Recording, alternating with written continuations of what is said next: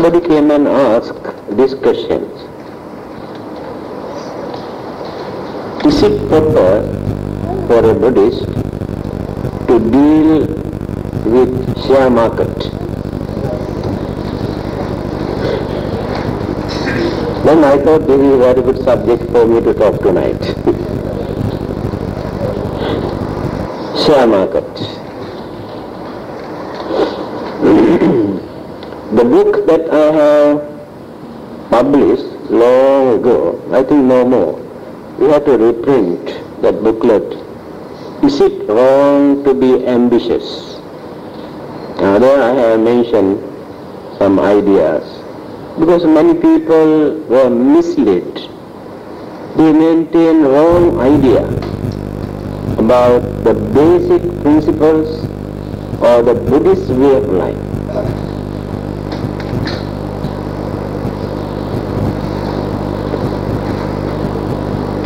This afternoon I was talking to two gentlemen who are very keen to learn about Buddhism. I told them that Buddhism is a middle path. When we talk about Buddhism, I think you can remember I always blame you for telling us, people say like this. People say.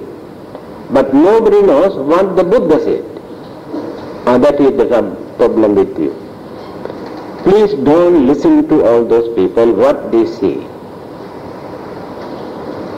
You must understand, majority here in this world or in any part of the world are ignorant. Don't say people say. Try to find out what the Buddha says.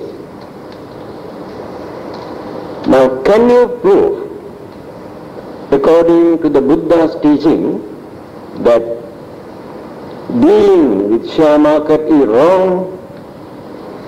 Can you say what is your answer? Right or wrong? Wrong. Dealing. What is wrong with this word dealing? What? Then why not we use another word instead of dealing? Buying? Buying is better than dealing, isn't it? No, that is not the word we use. We never use trading or dealing or buying. In the end, buying. What is that? Betting is something else, and we are not talking about that. We are talking about share market. Actually, I do not know what people do because I have never done that. These people say share market, but I do not know what they are doing.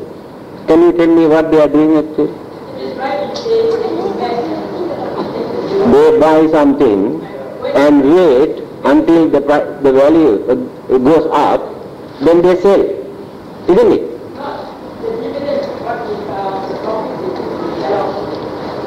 So,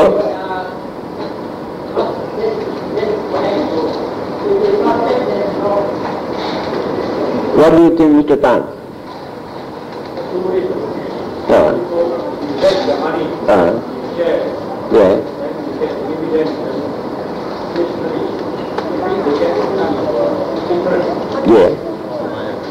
Yes. The other one is speculation.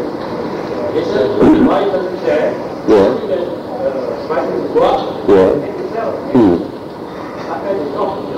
Yes. That's right. Well, according to my knowledge, I cannot point out that this goes against Buddhism. I have no ground to prove that it is against. Let us start from the beginning. In the first sermon, Dhammacakka Sutra, the Buddha has given us this warning. not to go to extreme when you are going to practice a religion. If you go to extreme, your way of life becomes nuisance to others. Your way of life becomes nuisance to yourself. In the eyes of others, your way of life becomes mockery. People think that something is wrong with you, either mad or not stupid. Act wisely. What is the meaning of this word, not to go to extreme? When you use your common sense, you can understand what is right and what is wrong. There is no difficulty for you to understand. When there is greed, selfishness, cruelty, anger, jealousy, or grudge, or ill will, if one of these evil forces are there in our mind, when we are going to do something, then that work, that business, that job, or that way of life goes against the religious principle. If any of those evil forces are not in our mind, if we can do our work or our business without harming, without disturbing, without robbing, or without bluffing others, by adapting any technique or any method, I don't think that this method goes against the teachings of the book. Then what are those two extremes? Not to suffer for the sake of your religion, not to behave in such a way to torture or to become nuisance to yourself and to others. To practice this religion, you can lead a normal life. In fact, there is nothing to change. You can have normal food, dress, houses, pleasure, enjoyment, happiness. Can you say all these things go against the Buddha's teaching? You can indulge all the senses. You can gain happiness and pleasure. You do not violate any principle, any precept in Buddhism. But if you try to enjoy, gain some sort of pleasure by violating any of those basic principles, then you make mistake or you commit bad karma.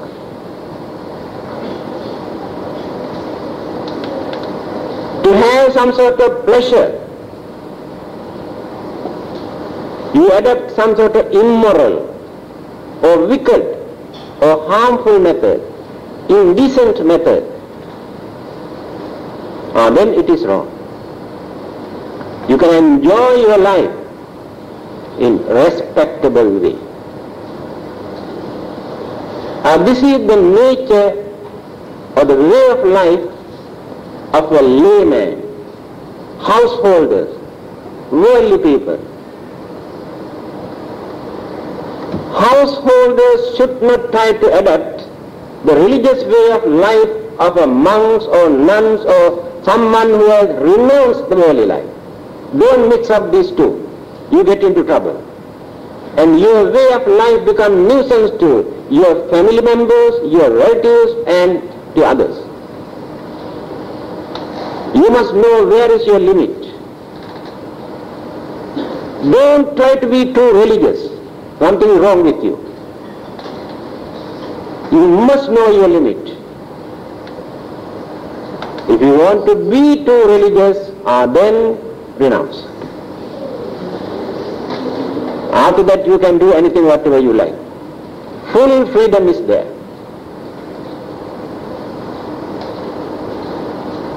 Many people have mixed up these two. Then the Buddha's supporter, first class supporter, a multi-millionaire, Anathapindika, first class businessman,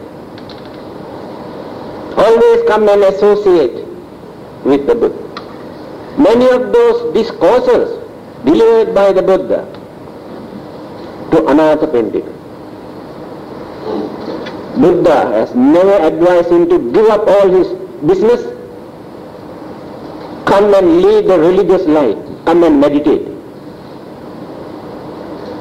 The Buddha preached to lay people to maintain their household life until they realize the maturity, understanding take place in their mind. When the time comes, then renounce. The same person, the Buddha has given these 4 advices.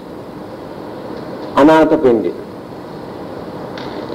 Arakka sampada, Utthana sampada, Kalyana mitrata, Samajivakata. 4 qualities for lay people to uphold, to maintain their household life, worldly life. Meaning, Arakka sampada, protect. Whatever you earn by working, don't waste, don't neglect. You must know how to look after your property without neglecting, without wasting. Who says this? The Buddha. So your duty is to maintain your property, look after. Then, Utthana sampada, work hard, don't be lazy. If you want to lead the household life, married life, business life, you must work hard. The Buddha says this. Don't sleep too much, don't eat too much, and don't be lazy. You must do something without wasting your valuable life. Then, Kalyana mitrata. You must know how to associate with others. You have to observe, study very carefully the nature, the characteristics, the mentality of your friends. Otherwise you get into trouble. You must associate with your friend very carefully. Try to understand their mentality. If they are worthy, then wholeheartedly you can associate with them. Otherwise, beware of them. Don't trust them. Samajivikata. You must adjust your expenditure according to your income. Income and expenditure you must know how to balance. Don't spend too much just to show off. Whether you are rich or poor, within your means, You must know how to spend for your food and clothing and entertainment and amusement and everything. Then no one can say anything, because my income is much. I cannot go beyond that. Others cannot say anything. This is the way how the Buddha advised for lay people to maintain their household life. Again, in another discourse, he says, as worldly people, until you renounce your worldly life, you can maintain 4 kinds of happiness. They are very important.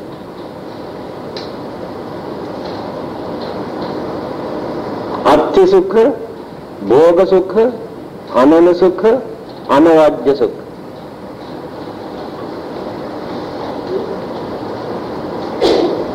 Just now I mentioned the Buddha has given this advice: work hard and don't waste, protect. And here again the Buddha says, so whenever you come to know that you have something as your property, money or jewelry or property or land or houses or share, one day you can sell and make some interest, income, investment, nothing wrong. So, after that you gain some sort of confidence. Even when I grow old, or when I am sick, when I am in trouble, I have nothing to depend on others, nothing to go and beg. I can maintain my dignity. I have enough for me to maintain, look after. And that confidence you never gain if you have not accumulated something. See the way how the Buddha advised. That is why these stupid Buddhists are poor and beggars all over the world. They cannot understand what the Buddha taught. They mislead and misinterpret. Recently I have read a news item in Singapore.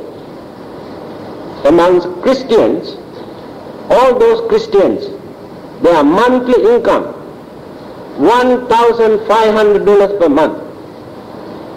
Now you go and take a census among the Buddhists, what is their income per month?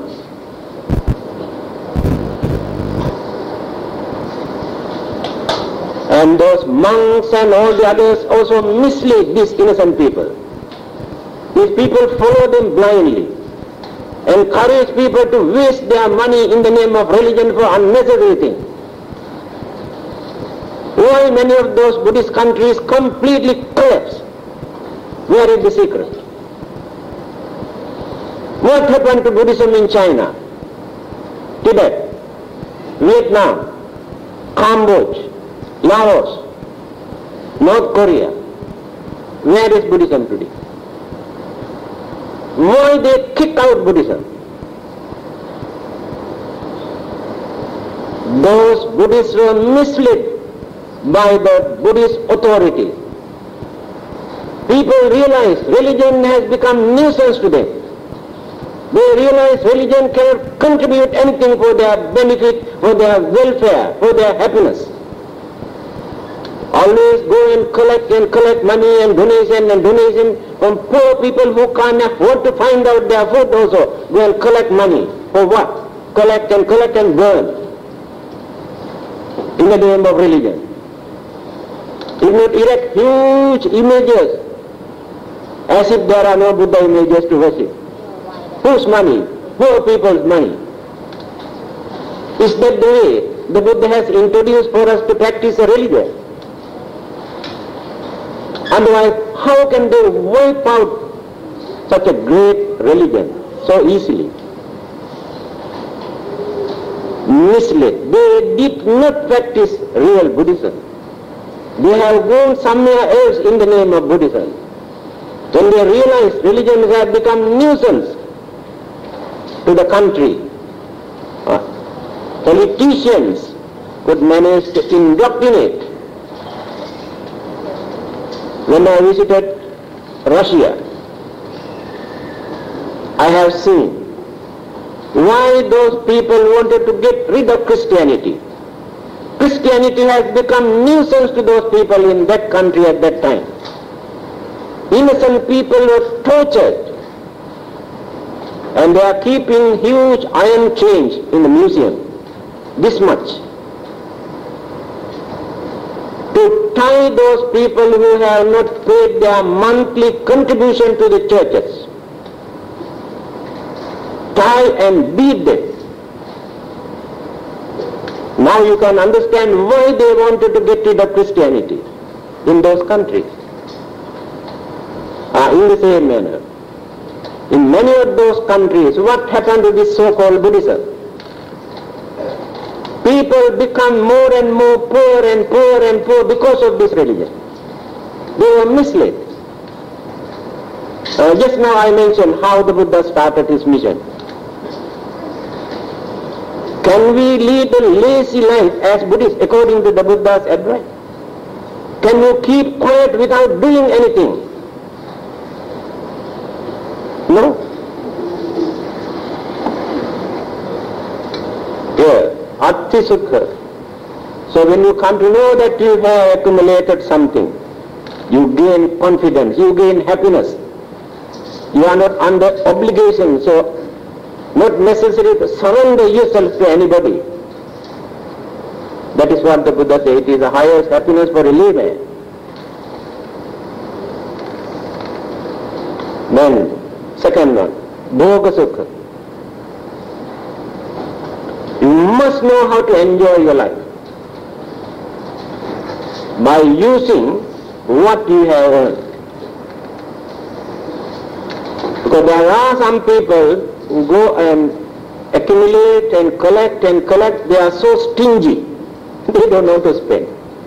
They don't want to enjoy. They don't want to eat nice food, no good clothing, no nothing. Just craving, collecting, dumping, in the end kick the bucket. That's all. Nobody, others will enjoy. That is why the Buddha says, enjoy yourself. Eat nice food, have nice clothing, build nice houses. You can have all sort of entertainment, but all must be respectable way. No immoral, no wicked, or indecent, or harmful method. Then you cannot say there is anything to go against Buddhist way of life.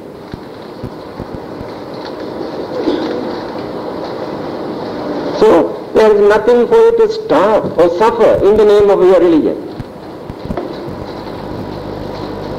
Third one, Anana Sukha. Not to borrow from others. Earlier also I have told you the advice given by the Buddha, adjust your income and expenditure to avoid borrowing from others. Of course there may be certain cases, in case of sicknesses or death or problems or trouble, you have to depend on others. But many people borrow money for gambling or to enjoy, it was just to show off. That is why the Buddha said, don't borrow from others. You can tell others you are poor. Dignified manner you can say, we are poor. People respect you. But if you go and borrow from others, nobody respects you. Try to avoid. Then you can maintain freedom. Otherwise, throughout your life there is no freedom in your mind. You have to bow down to others if you go and borrow from here and there. If not, you have to go and hide. That is what many people do. If you happen to meet on the road also, go like this. Don't want to, cannot see the face to face. This is the difference. Last one. Anavajya Sukha. This is the most important. The first three kinds of happiness can give some sort of satisfaction, so emotional feeling, happiness,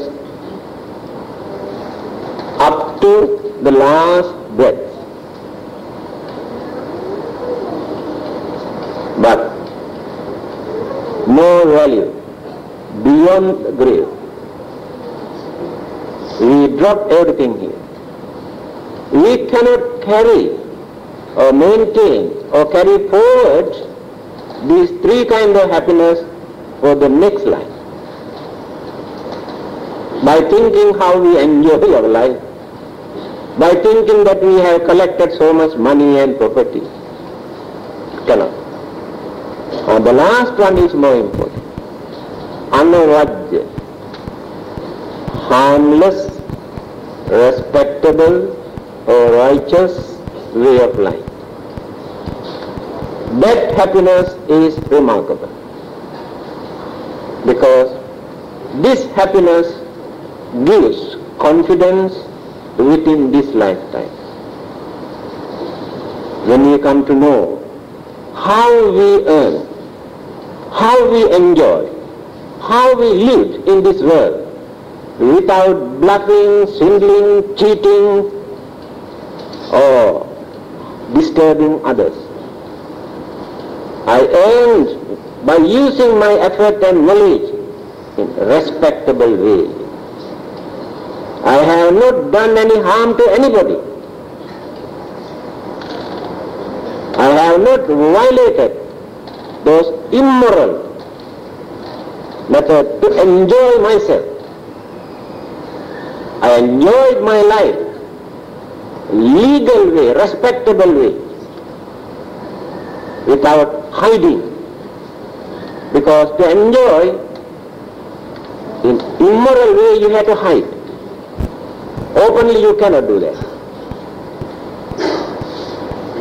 So, when you come to know that you have lived your life in this way, the happiness that you gain, as long as you live, you can enjoy. At the moment when you are going to die, you can face death with confidence. Hopes and confidence you can maintain without any difficulty, because you know you have not abused, misled your life. That is called Anavajya Sukha, harmless happiness. So we can enjoy, we can gain happiness harmless way, without harming, bluffing, swindling, cheating others. Then you never violate anything in the Buddha's teaching.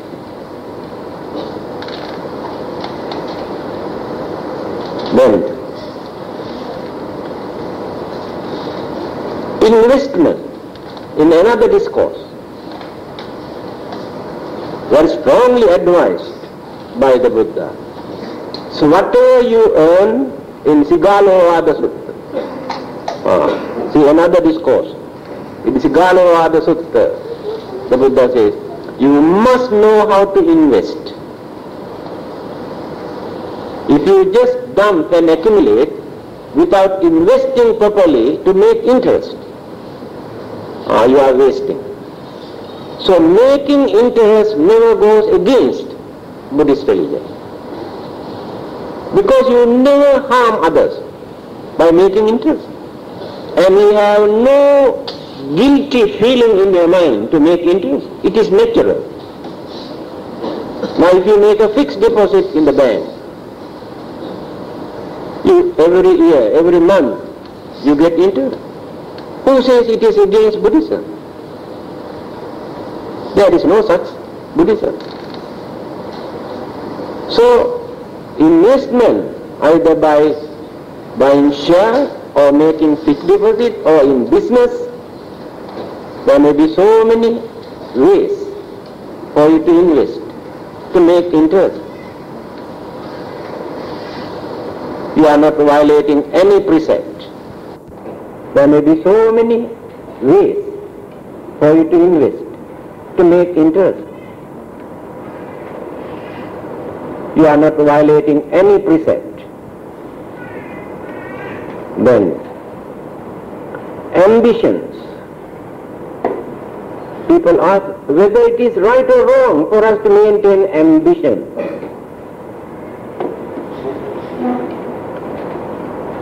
Each and every person must have some sort of ambition. Otherwise, life has no aim. No guidelines. There must be some sort of guidelines, aim. The person who has the greatest ambition in this world was the Buddha.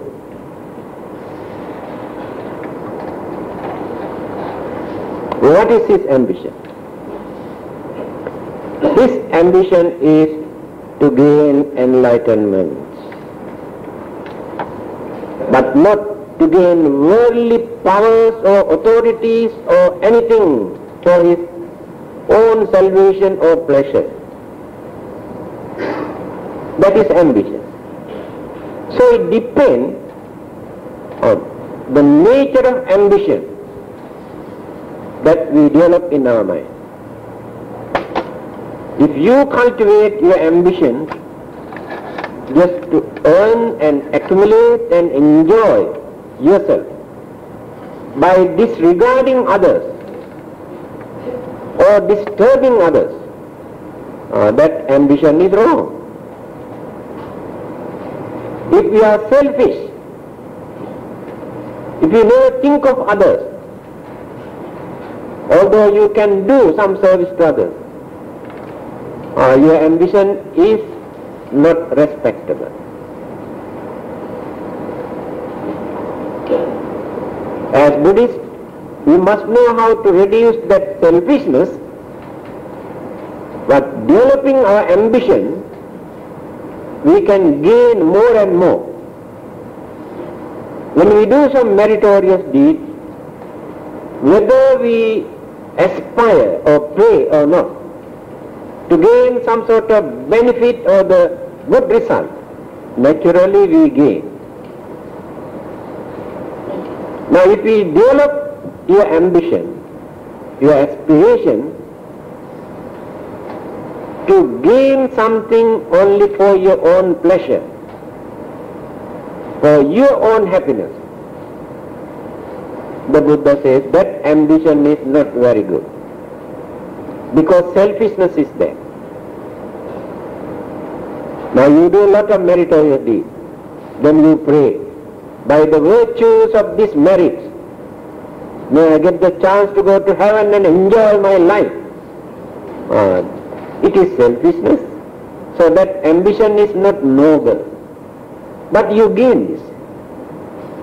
If not, by the power of these merits may I get the chance to be born in a multi-millionaire family to enjoy my life. Yes, you gain, but not noble, no religious value. You develop your craving more and more. The Buddha says, you have to go further, beyond this. That is this. By the power of these virtues, may I gain, yes, property, wealth, knowledge, wisdom, courage, energy. Very good. Later, I can divert, I can direct, I can use all these things to serve others, to help others, to enlighten others, to release their suffering. Then the Buddha said that ambition is good. See the difference now. First, you cultivated the aspiration just only for enjoy, for your own enjoyment. And later, you develop further, not only for your own benefit. You need something. With empty hand you cannot serve others. And then you can extend your generosity to relieve others' suffering by using. Let us take the Buddha. Life after life, he went on practicing, cultivating what are merits, virtues, morality. He gained so many things. The more he gained, the more he contributed. Multiply in this way. So when he was the human being, as King Vesantara, previous birth, he started to contribute everything from the royal palace. Whatever people come and ask, given away. But he got all these things because of his charity, his dana, during the previous birth. Again, he contributed for the benefit of the poor and others. That ambition is not wrong. Knowledge and wisdom and energy that you gain by the power of your merit, you can use to help others, to educate others, to enlighten others, give them moral support. And that ambition is good. Again the Buddha says, you should not stop there. You have to go further. Atta dattang parattena bahuna pinahapaye. This saying you can see in Dhammapada. He says, no doubt, it is very important for you to do some service to others. But you should not forget yourself. By neglecting yourself, you should not serve others. Do you know the deep meaning? You can do certain bad things, wicked things to serve others. That means you neglect yourself and serve others. The Buddha never encouraged it. If you want to do some service to others, you have to adopt a righteous method, harmless method. Without hurting or disturbing others, then you can serve. Otherwise, you can go and rob from a rich man and support a poor family. You can say nothing wrong, because this rich man got more than enough. So nothing wrong, but it is wrong. Because to rob, you have to create this idea in your mind, you have to steal. You have committed already, violated your precepts. Helping others and supporting them, yes, meritorious deed, but that merit is not pure. Because the advice given by the Buddha for you to perform meritorious deeds is like this. 3 things must be pure. Your mind, the property or the money or the articles or the matters that you use also must be pure. Understand? And person who receives these things also must be virtuous people. Then you get more merits. You can support even gangsters or bandits or terrorists or murderers. Yes, it is a meritorious deed, but the merit is not very high because they are not virtuous people. See, 3 things. First, your mind must be pure. By maintaining your selfishness, your greed, your anger or hatred, if you practice this meritorious deed, you cannot accumulate much merit, very lesser degree. Mind is not pure. Your understanding is very poor. Just only namesake, for the namesake, just to please somebody. Otherwise you don't want to do this. You not get the name, publicity, fame, for others to praise you. You have given something. No merits. You reduce the value of merits. So the mind must be pure. The second thing, whatever you are going to use, either food or money or clothing, must be pure. If you have obtained these things by adopting wrong methods, unrighteous methods, either by bluffing or swindling or robbing or harming others, you can use this to support others. Merit is very lesser degree, very poor, because the property is not pure. And the third one, who receive your contribution, also must have some qualities or religious values or virtues in them. It does not mean that you should not give to those who are bad or wicked. No. Here we are talking only the degree of merit. Because this Buddha has explained to a man who was a follower of another religion, Upali. Very strong supporter of another religion in India at that time. He came to discuss religious matters with the Buddha. Finally he was convinced. First he wanted to argue, but later he was convinced.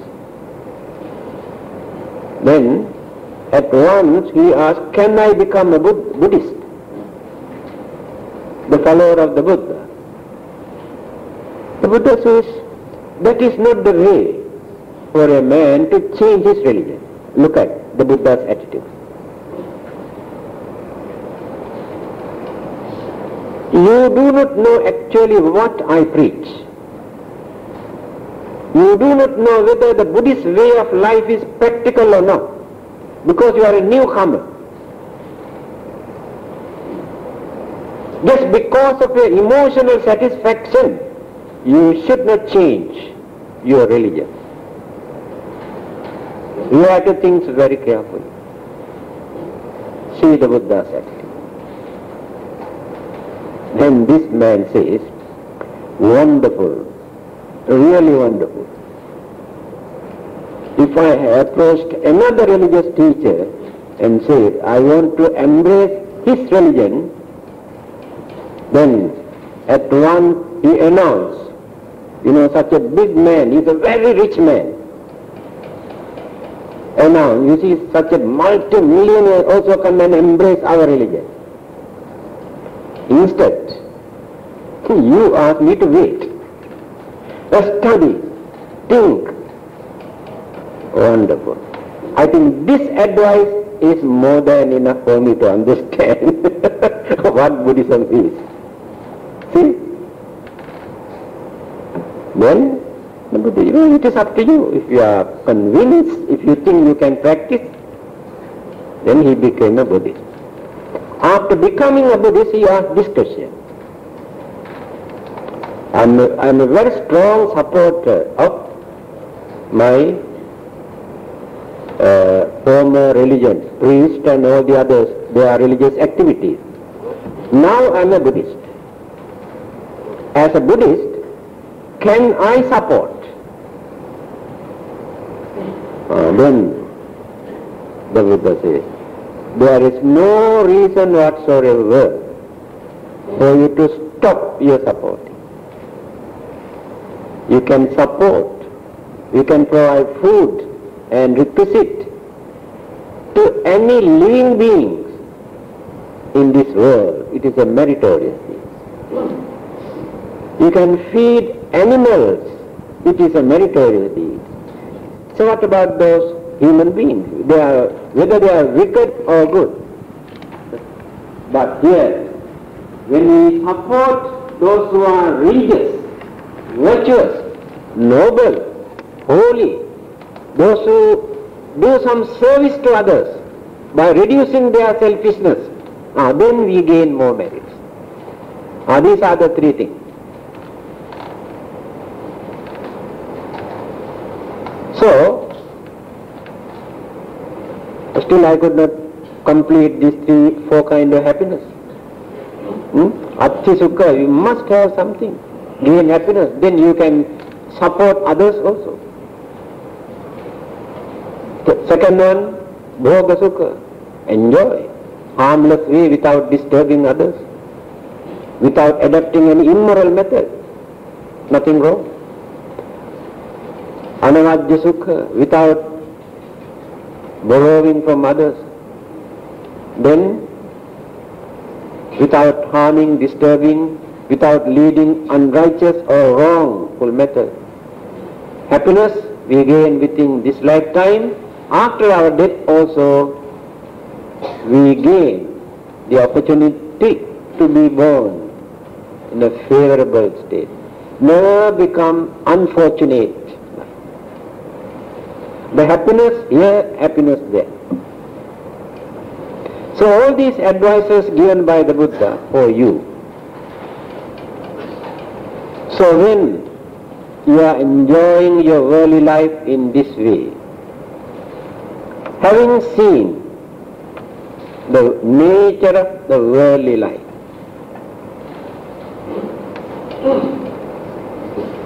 according to your trials and errors and mistakes,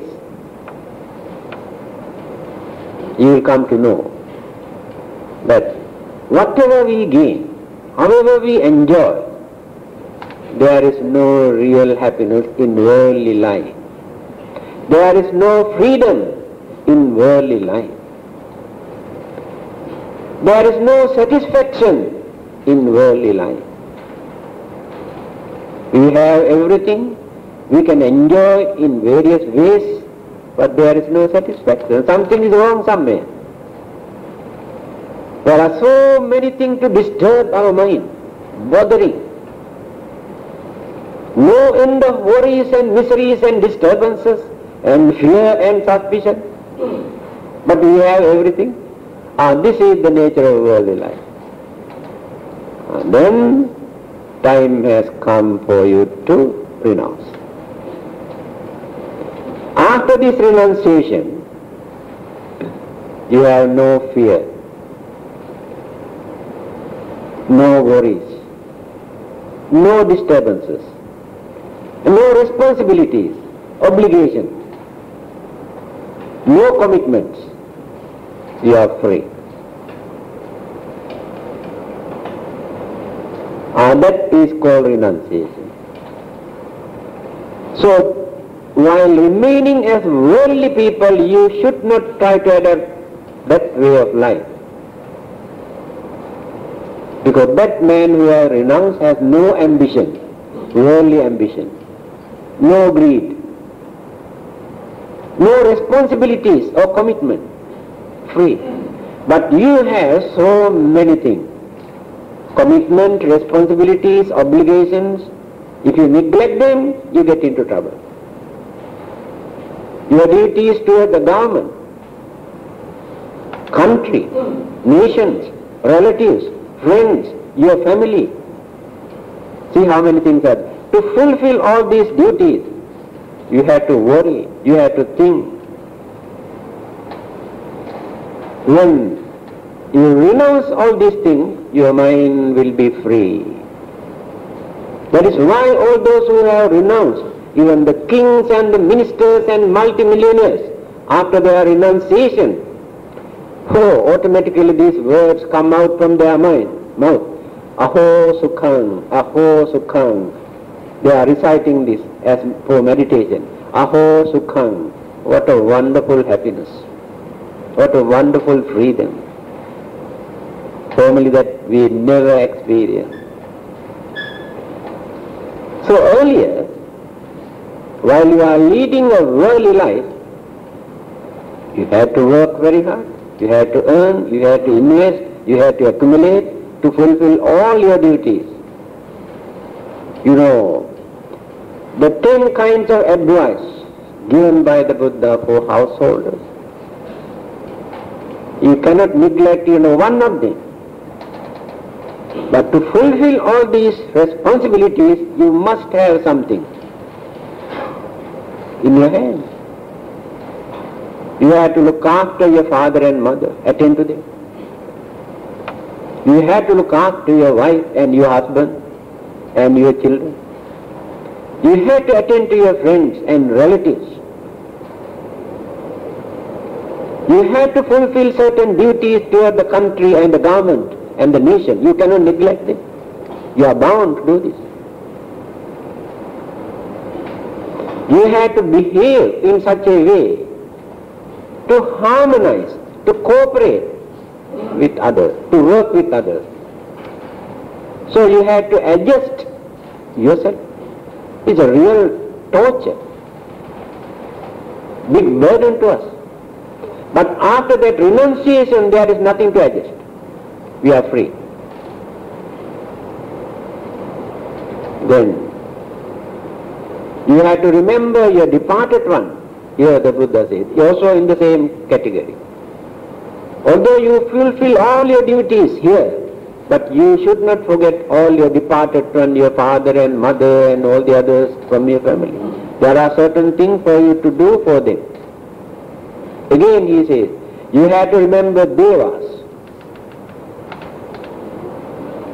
Because Devas have some sort of worldly power. Although they cannot give us knowledge or wisdom or salvation, certain worldly things, they can look after, keep an eye on us, for us to avoid certain misfortune. So remember. Remember means certain duties toward the Devas. So while fulfilling all these duties, you have to look after yourself also. It does not mean your health or your future.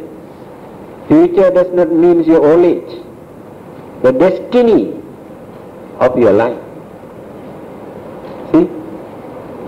After this renunciation, then we have very few responsibilities. The mind becomes very free. You can go anywhere, wherever you go.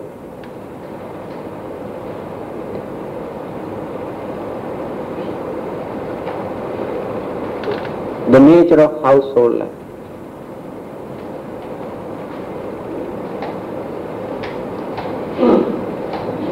In another discourse, household life is the cause, the main cause of all our evil practices.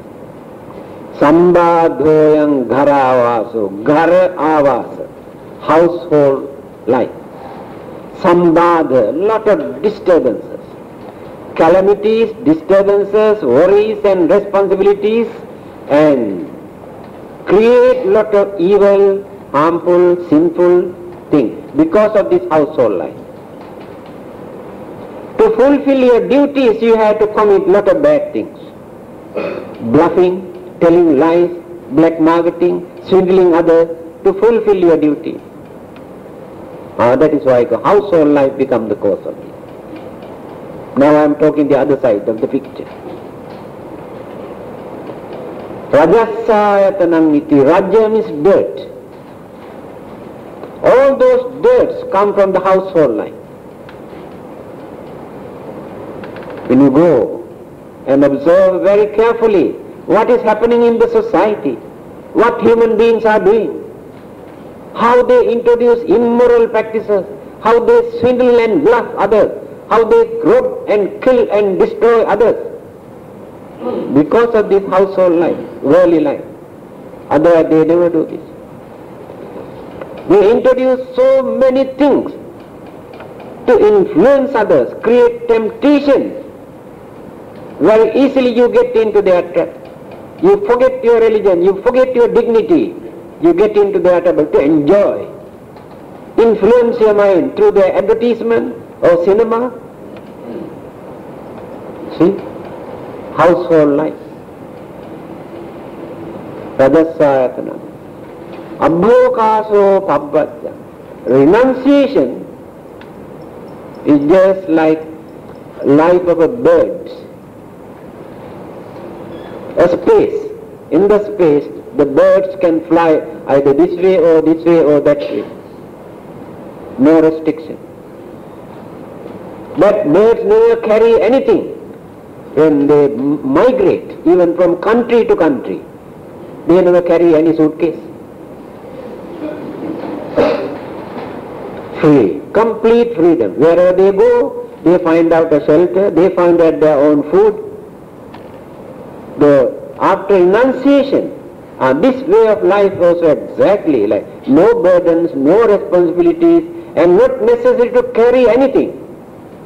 But you cannot do. If you want to go to America tomorrow, you say not enough time to prepare the thing. You need at least 1 week for marketing and buying things and preparing your clothing and find out all the tablets and vitamins and tablet for your gastritis and blood pressure and family planning. See how many things are there. But those birds never carry any tablets. They are free. So the way of renunciation is exactly like this. Iti diswana pabbhaji. Having seen these differences, we have decided to renounce. So I don't advise you to renounce at once. Allow you to run until you get fed up. Then you come back and say, actually we have seen the world, there is nothing. Then very easily you can renounce and can lead the religious way of life. Then after that you can do anything whatever you like, a religious way of life, there is nobody to complain. But earlier you cannot do because there are so many. Depend on you. Keep an eye on you. Now you can see the difference of worldly life and the renunciation. So we started from share market. I don't know whether going up or down. It is up to you. Nothing wrong from the Buddhist point of view. Okay?